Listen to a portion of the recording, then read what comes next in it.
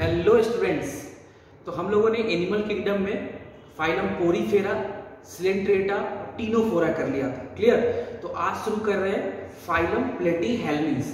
Again phylum platyhelminthes is made up of two word, platy plus हेल्मिन्स।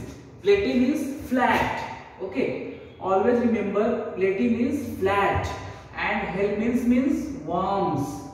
Clear बच्चों? तो these are flat worms, so commonly called as flat worms। तो ये important है। तो flat worms, अब सोचो flat कैसे हैं। तो देखो एनिमल किंगडम में चीजें याद करनी है, बट कोरिलेट द थिंग्स। सबको पूरा कोरिलेट करोगे तो चीजें ज्यादा देर तक आपके दिमाग में रहेंगी, याद रहेंगी आपको। तो देखो फाइलम प्लेटीहेल्मिन्स से ही, platy means flat, helminthes means worms, means these are flat worms. कैसे फ्लैट है? तो डॉर्सो वेंट्रली, ये डॉर्सल, ये वेंट्रल।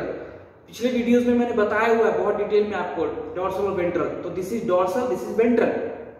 तो these are dorso ventrally flat. तो कैसे फ्लैट है? These are dorso ventrally flat, these are dorso ventrally flat, ये याद रखना है। Clear? Now move to there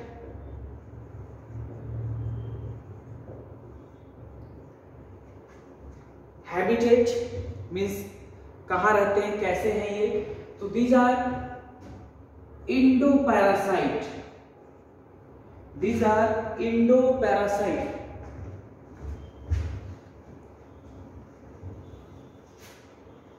तो दीज आर बच्चों endo parasite.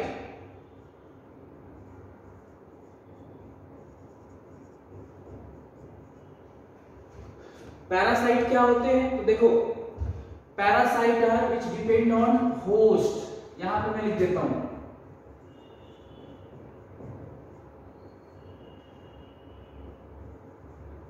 Those organisms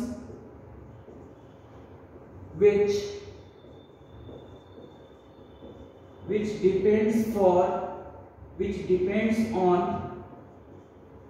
those organisms which depend on other organisms called as host organism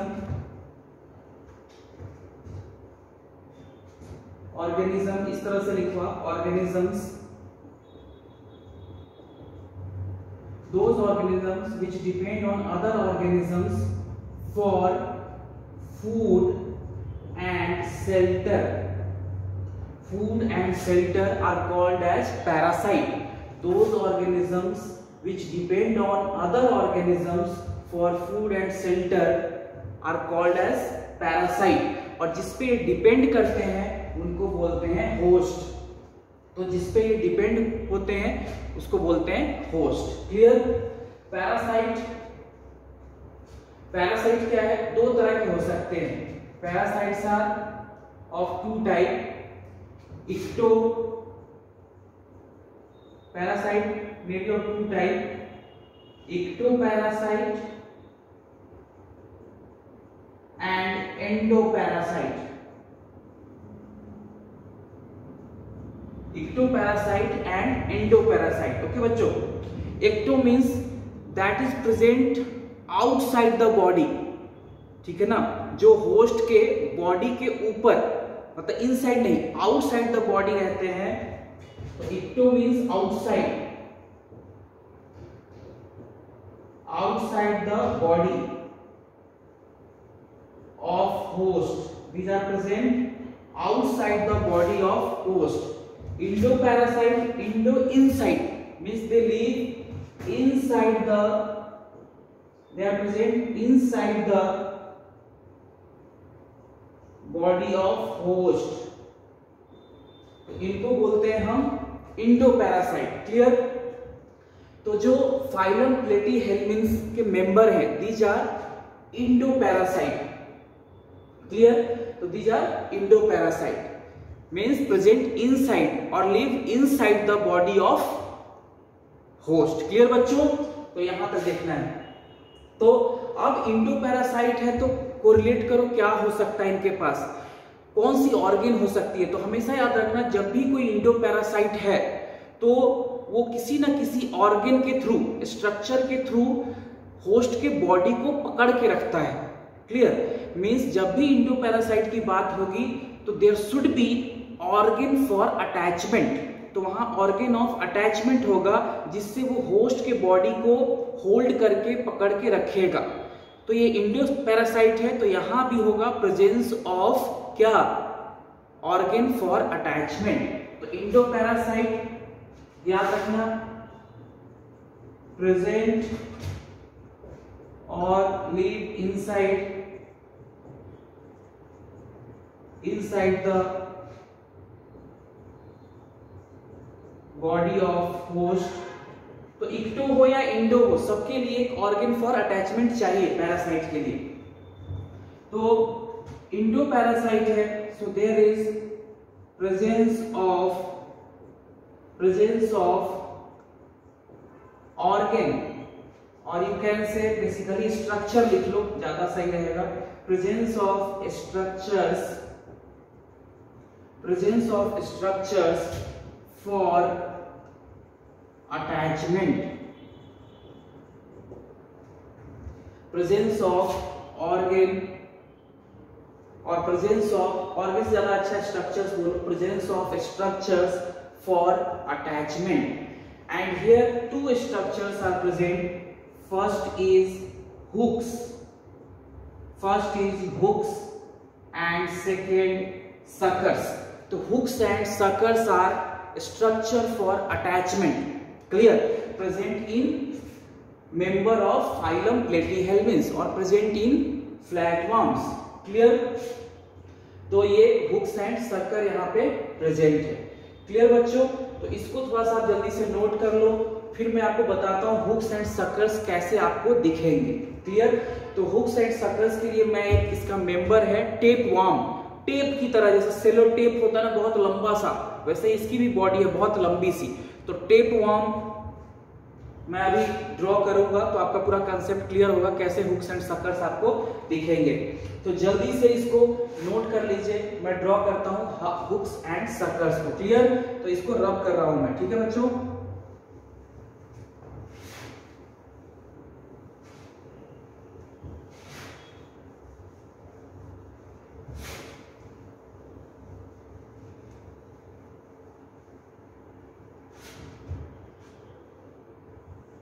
तो देखो hooks and circles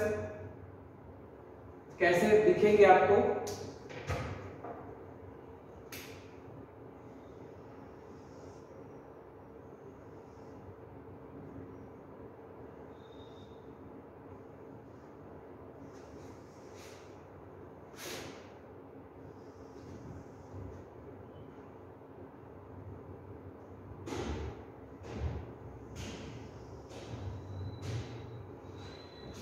ये है टेप वर्म, और ये जो टेप वर्म का यहां से यहां तक पार्ट है, ये पूरा वाला part, that is called scolex, that part is called scolex. ये जो यहां से यहां तक दिख रहा है आपको पूरा, यहां से लेकर यहां तक, that is the scolex, clear. Scolex है, इस तरह से इसकी बॉडी है,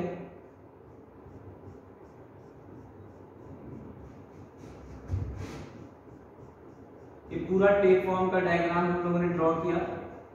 तो देखो ये स्कॉलेक्स पार्ट है, और ये जो इस तरह का ये जो स्ट्रक्चर दिख रहा है बस यहां तक, यहां स्कॉलेक्स में ही ये जो कोनिकल पोर्शन आपको दिख रहा है that is called rostellum,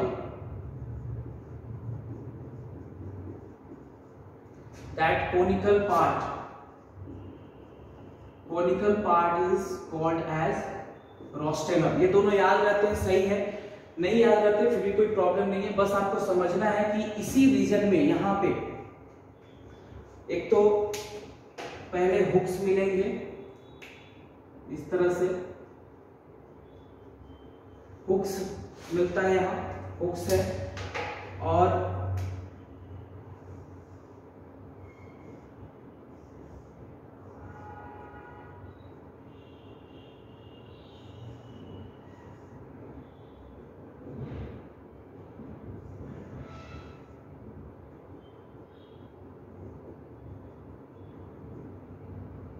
So these are hooks and suckers. These green structures are hooks.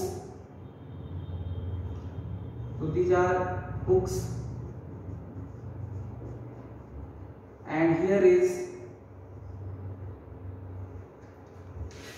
suckers. तो इस तरह से स्ट्रक्चर प्रेजेंट है हुक्स एंड सकर्स इनके पास, and these are structures for attachment. So with the help of hooks and sucker they attach to the body of host. So इस तरह से आप लिख सकते हैं with the help of hooks and suckers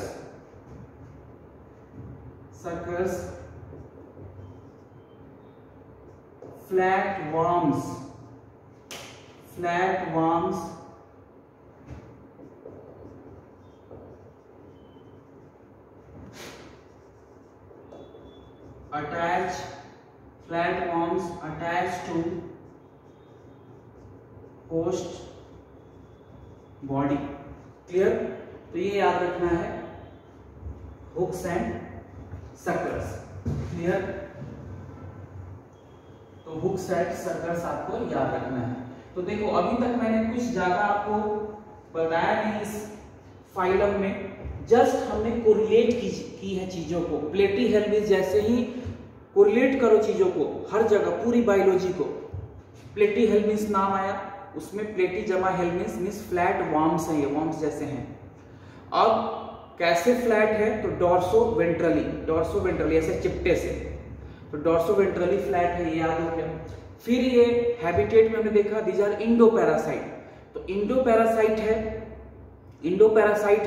तो क्या है, उसको बॉडी के अंदर रह रहा है, तो वहां पे इक्टो या इंडो जो भी रहे उनको स्ट्रक्चर्स चाहिए अटैचमेंट के लिए, जिससे वो अटैच हो पाए. किससे? होस्ट से. तो इसके पास क्या है? हुक्स एंड सकर्स है, जिससे ये अटैच रहता है. क्लियर? तो ये याद रखना आपको. उसके बाद आपको याद रखना है क्या, अब जब कोई इंडो पैरासाइट है या पैरासाइट है तो उसको फूड मिल जा रहा है, रहने के लिए घर यानी शेल्टर मिल जा रहा है, बॉडी के अंदर ही रह रहा है, उसकी प्रोटेक्शन भी हो जा रही है क्योंकि होस्ट के अंदर है. पहले कोई इनेमी आएगा तो होस्ट को मारेगा, फिर इसके तक पहुंच पाएगा, है ना.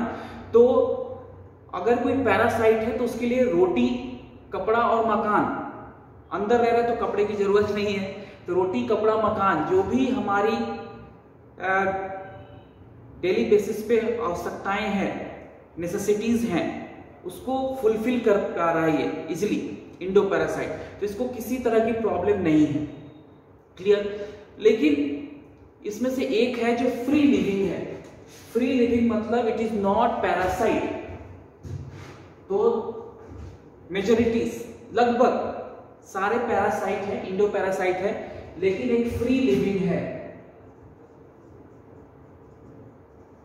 Free living means not parasite, ये अलग रह रहा है बिल्कुल, फ्री लिविंग. और यहाँ पे फ्री लिविंग कौन है? प्लेनेरिया. ये याद रखना, पहले मैंने डिस्कस किया हुआ ये पहले के वीडियोस में. तो फ्री लिविंग कौन है? प्लेनेरिया. तो देखो कैसे चीजें कोरिलेट हो रही हैं. Phylum platyhelminth means flat worms. कैसे फ्लैट? डॉर्सो और ventrally. Habitat these are endo parasite है तो ऑर्गन या स्ट्रक्चर फॉर अटैचमेंट चाहिए. हुक्स एंड सकर्स यहाँ प्रेजेंट है. उसके बाद सीधे कोरिलेट करो कि सारे इंडो पैरासाइट है, एक है जो फ्री लिविंग है, मतलब वो अकेला रहता है, वो पैरासाइट नहीं है, और वो है planaria. Its scientific name is dugesia. Clear? तो its scientific name is dugesia. It is very important बच्चों. ड्यूगेशिया. क्लियर? तो ये याद रखना है. अब क्या हुआ, इंडो पैरासाइट होने का क्या फायदा है कि इंडो पैरासाइट होने का ये एडवांटेज है कि आपको फूड मिल जाता है, शेल्टर मिल जाता है, प्रोटेक्शन भी मिल जाता है किसी इनेमी से और आपके प्रेडेटर से. अब प्लेनेरिया बेचारा बहुत परेशान है क्योंकि ये फ्री लिविंग है, इसको खाने की भी जरूरत, खाने का भी पूरा करना है, मतलब सर्च करना है खाने को, फिर इसको अपने इनेमी से बचना भी है, प्रोटेक्शन भी इसको चाहिए क्योंकि इसके पास कोई शेल्टर है नहीं, क्योंकि इट इज फ्री लिविंग। तो क्या हुआ, प्लेनेरिया तपस्या करने लगा, बहुत घोर तपस्या किया। ब्रह्मा जी प्रकट हुए और बोले प्लेनेरिया से, प्लेनेरिया वत्स, बहुत हम तुम्हारी तपस्या से खुश हैं, जो मांगना चाहते हो मांग लो। तो प्लेनेरिया ने बोला कि भगवान मुझे बहुत दिक्कत है, जो भी मेरे परिवार के मेंबर्स हैं, यानी फाइलम प्लेटीहेल्मिन्स के जो मेंबर्स हैं, सबको आपने इंडो पैरासाइट बनाया, वो इजिली खा पी रहे हैं, किसी के बॉडीज के अंदर रह रहे हैं, उनको कोई मारने वाला नहीं है, उनको शेल्टर मिल जा रहा है, उनको फूड के लिए इधर उधर जाना नहीं पड़ रहा सर्च करने के लिए, मेरे साथ ऐसा क्यों? तो ब्रह्मा जी बोले अच्छा चलो प्लेनेरिया, हम तुम्हें एक वरदान देते हैं, और वो वरदान है हाई रीजनरेशन पावर का। तो it has a high regeneration power, तो ये बहुत इंपॉर्टेंट है बच्चों। तो planaria having high regeneration power, that is very important, high regeneration power, clear. और ये प्लेनेरिया इस तरह का दिखता है बच्चों, इस तरह का दिखता है प्लेनेरिया।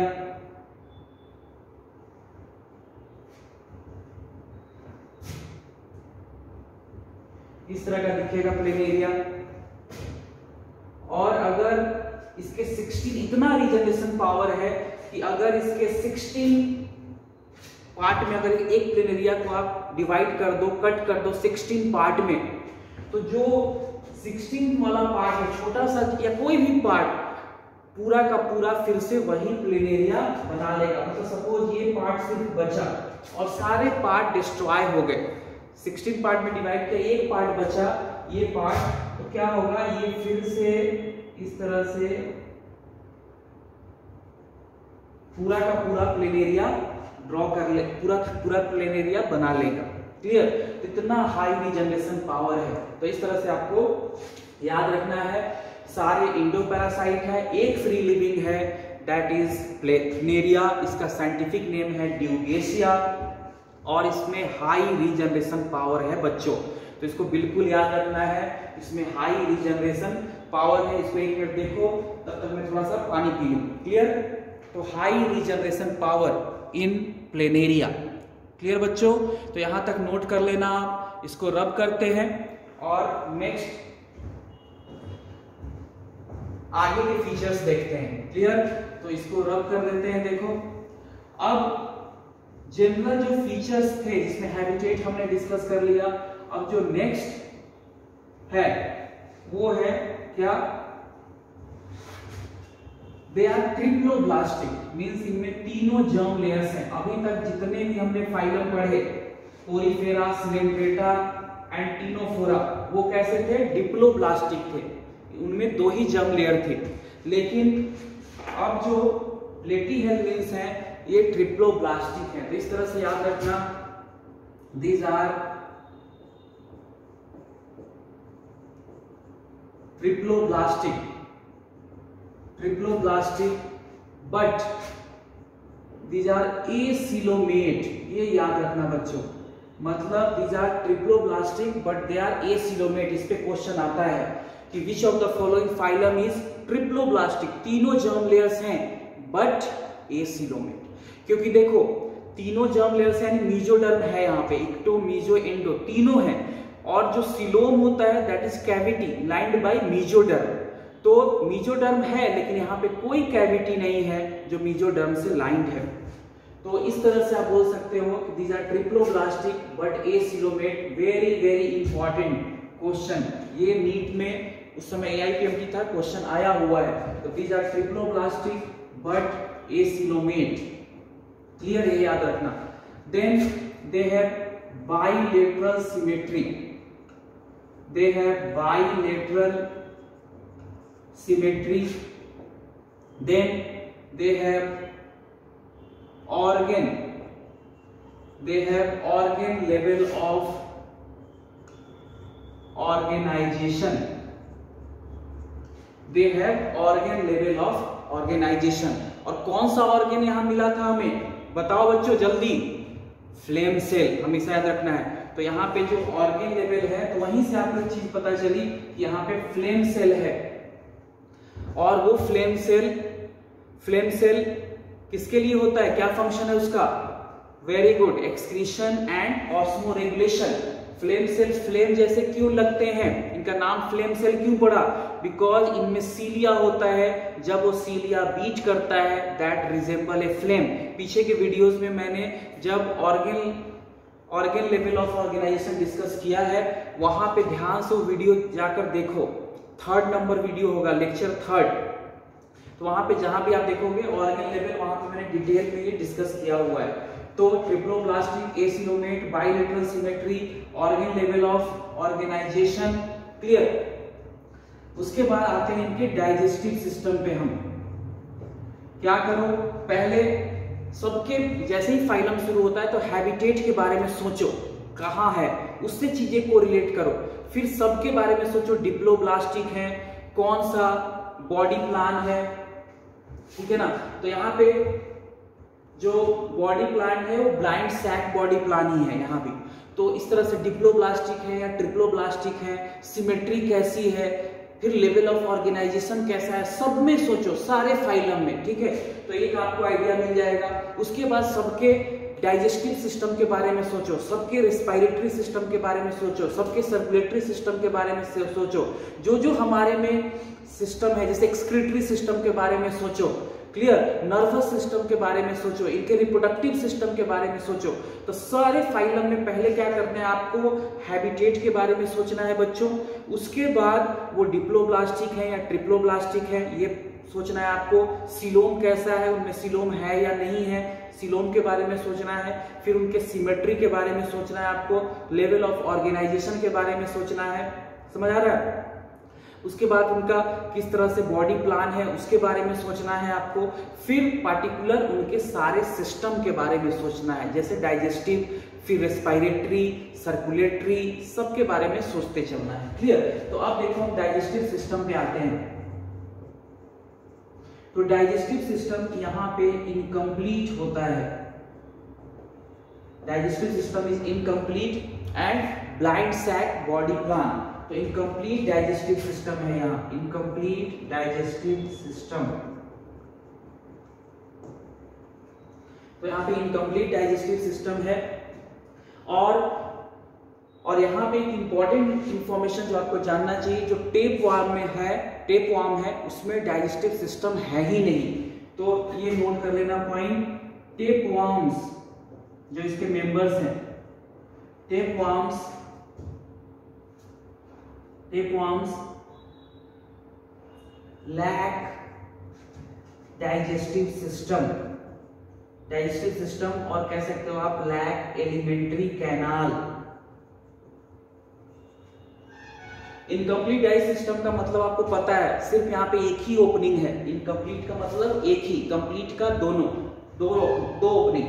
तो टेपवर्म्स लैक एलिमेंट्री कैनाल, ये याद रखना। तो यहाँ पे एलिमेंट्री कैनाल एब्सेंट है, टेपवर्म लैक एलिमेंट्री कैनाल।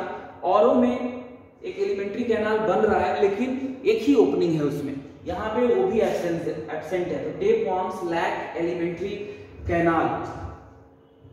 उसके बाद ऊपर लिख रहा हूं, उसके बाद लिखना दे एब्जॉर्ब, या ऐसे लिख देता हूं, टेपवर्म ही कर देता हूं कहीं आपको कंफ्यूजन हो। तो tapeworms absorb nutrients, tapeworm absorb nutrients from host, parasite है ना ये tapeworms. Tapeworms absorb nutrients from host directly through their body surface. तो और में क्या है कि एक एलिमेंट्री कैनाल है, उसमें इनकम्प्लीट ही है, एक ही ओपनिंग है, लेकिन वहां उसके थ्रू वो खाना ले लेते हैं होस्ट से। लेकिन टेपवर्म के पास एलिमेंट्री कैनाल है ही नहीं, तो वो होस्ट से डायरेक्टली एब्जॉर्ब करता है nutrients from their body surface. मतलब होस्ट के अंदर है, सपोज करो यहाँ खाना पड़ा है तो अपने स्किन सरफेस से अंदर ले लेगा खाने को, ठीक है, directly through their body surface. तो जो भी फूड पार्टिकल्स हैं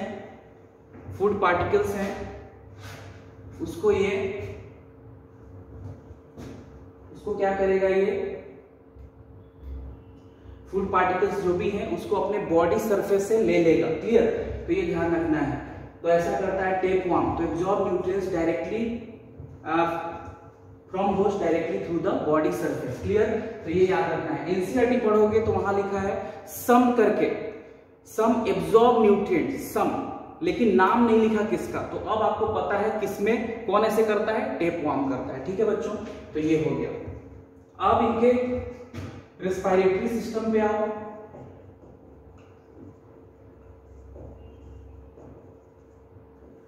तो रेस्पिरेटरी सिस्टम में कोई भी रेस्पिरेटरी ऑर्गन है नहीं, तो रेस्पिरेशन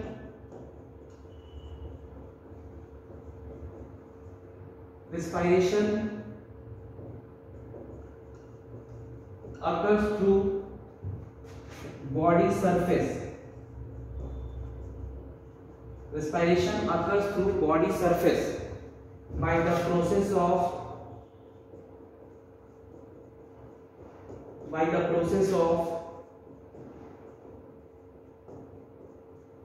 diffusion।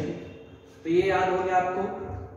तो रेस्पिरेटरी सिस्टम, सर्कुलेटरी सिस्टम यहाँ कुछ है ही नहीं इस तरह की चीज, तो circulatory system is absent. Clear? Circulatory system यहाँ पे एब्सेंट है। उसके बाद नेक्स्ट जो इंपॉर्टेंट फीचर है इनका, क्लियर, तो रेस्पिरेटरी हो गया। अब आते हैं हम एक्सक्रीटरी पे। तो एक्सक्रीटरी सिस्टम इज इंपॉर्टेंट। तो एक्सक्रीटरी सिस्टम इनका, अब एक्सक्रीशन कहां से होगा, तो याद रखना है flame cell, that is very important. Flame cell, तो फ्लेम सेल से क्या होगा, फ्लेम सेल यहाँ पे प्रेजेंट है। एक्सक्रीटरी ऑर्गन है लेकिन इसका सेल नाम रख दिया है जो कि गलत है। तो फ्लेम सेल से यहाँ पे प्रेजेंट है, that help in excretion and osmoregulation. तो एक्सक्रीशन और ऑस्मो रेगुलेशन में पार्टिसिपेट करते हैं कौन, फ्लेम सेल। तो इसको आप एक बार नोट कर लो या स्क्रीनशॉट लो या वीडियो पॉज करके नोट बना लेना। तो फ्लेम सेल याद रखना है बिल्कुल, they help in excretion and osmoregulation. तो flame cell excretion and osmoregulation. Excretion आपको पता है जो भी बॉडी वेस्ट है उसको बाहर करना, और osmo regulation means maintaining the salt and water balance in the body. तो बॉडी में सॉल्ट एंड वाटर के बैलेंस को मेंटेन करना, that is the osmo regulation. Okay बच्चों, तो यहां तक हम लोगों ने डिस्कस किया। अब इसको मैं रब करता हूं। नेक्स्ट फीचर पे आते हैं, क्या है, तो नेक्स्ट सिस्टम। तो इसी तरह से देखो, कोरिलेट करना है आपको। कोई भी फाइलम शुरू हुआ हैबिटेट से शुरू करना है आपको। सब पे डिप्लोब्लास्टिक है कि नहीं है, ट्रिप्लोब्लास्टिक है क्या है, सिलोम कैसा है, बॉडी प्लान कैसा है, सिमेट्री कैसी है, सब पे सोचना है। उसके बाद पार्टिकुलर सिस्टम जैसे हमारे में है डाइजेस्टिव, रेस्पिरेटरी, सर्कुलेटरी, एक्सक्रीटरी, सब के बारे में सोचते चलना है आपको। कुछ में वो सिस्टम है, कुछ में नहीं है। तो इस तरह से आप देखोगे तो चीजें आसान हो जाएंगी। क्लियर? तो नेक्स्ट इज एक्सक्रीटरी हो गया। नेक्स्ट आते हैं इनके नर्वस सिस्टम पे। तो नेक्स्ट आते हैं इनके नर्वस सिस्टम पे। नर्वस सिस्टम पे बच्चों, तो नर्वस सिस्टम क्या है, इनका लैडर लाइक है। Nervous system is ladder like. कैसा लैडर, तो देखो इस तरह का ऑर्गेनिज्म है। कौन है ये, दिस इज प्लेनेरिया। ओके, तो ये जो डायग्राम मैंने बनाया, साइंटिफिक नेम क्या है इसका, ड्यूगेशिया, और कॉमन नेम क्या है इसका, प्लेनेरिया। ओके बच्चों, तो ये हो गया ड्यूगेशिया और प्लेनेरिया। इसके बॉडी में आप देखोगे तो बहुत सारे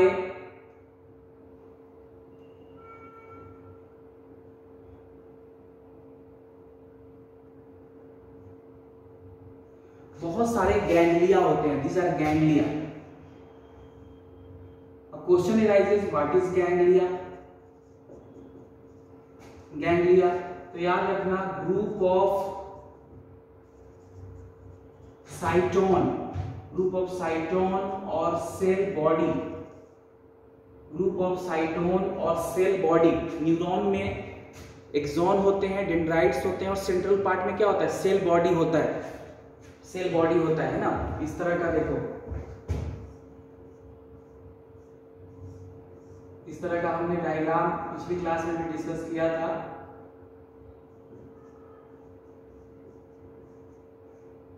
इस तरह का। तो ये सारे बच्चों क्या है, ये सारे डेंड्राइट्स हैं, ये सारे डेंड्राइट्स हो गए। क्लियर। और यहाँ पे जो सेंट्रल पार्ट है, दीज आर डेंड्राइट्स। ये है डेंड्राइट्स। क्लियर। डेंड्राइट्स है ये सेंट्रल पार्ट है, that is called cell body. That is called cell body. और इसी को बोलते हैं साइटोन। सेल बॉडी या साइटोन। यहां पे हो गया क्या, एक्सॉन। क्लियर। तो यहां पे है एक्सॉन। तो ये सारे पार्ट हैं न्यूरॉन के। तो डेंड्राइट्स आपको पता चल गए, प्रोसेसेस है। उसके बाद सेल बॉडी या साइटोन है। जो नर्व इंपल्स है, यानी जो नर्व सिग्नल है, वो इस तरह से चलता है, यहां से मूव करेगा, डेंड्राइट से चलेगा, फिर कहां आएगा, सेल बॉडी में आएगा, फिर एक्सॉन की तरफ मूव करेगा। तो पहले नर्व सिग्नल डेंड्राइट्स में आता है, उसके बाद सेल बॉडी या साइटोन को जाता है, उसके बाद एक्सॉन में मूव करता है। तो इस तरह से नर्व इंपल्स या नर्व सिग्नल या आप कह सकते हो नर्व सिग्नल या नर्व इंपल्स, ये इस तरह से मूव करता है। तो ये जो सेल बॉडी है, central region, that is the cell body. तो सेल बॉडी या साइटोन के ग्रुप को, मतलब यहाँ पे एक्सॉन और डेंड्राइट्स नहीं होते बच्चों, ठीक है ना। तो जो गैंग्लिया है, that is group of cyton और सेल बॉडी। तो यहाँ पे इसी को बोलते हैं क्या, गैंग्लिया। और ये गैंग्लिया आपस में कनेक्टेड होते हैं। ये गैंग्लिया आपस में कनेक्टेड होते हैं किससे, ये डायरेक्शन क्या है, ये डायरेक्शन है। और ये प्लेन क्या है, ट्रांसवर्स एक्सिस बोल सकते हो या ट्रांसवर्स प्लेन है, ये ट्रांसवर्स एक्सिस है। और ये होता है लॉन्गिट्यूड।